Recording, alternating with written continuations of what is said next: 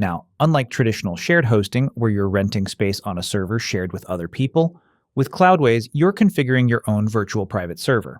You set up the exact server parameters you need on whichever cloud service provider you want from the list, and you can install unlimited websites on it, scaling to more capacity when your site needs it. Optimized WordPress should already be selected from the list, but you can configure a different WordPress setup if you'd like to. Next, name your application, server, and project. Choose your application stack. I recommend sticking with the default hybrid stack. Next, select your server. You can use DigitalOcean, Vultr, or Linode on the free trial. AWS and Google Cloud require upgrading to a paid plan to use them. For the absolute cheapest option, choose DigitalOcean. Depending on which cloud server provider you choose, you'll get different settings.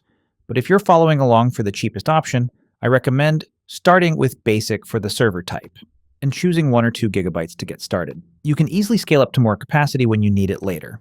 Choose a server location nearest to your intended audience to give them the best speeds. Click Launch Now when you're done configuring.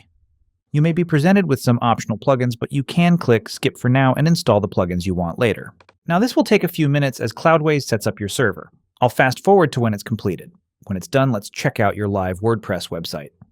Click the www icon on the server, then click WordPress.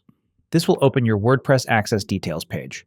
Click the application URL link to view your live site.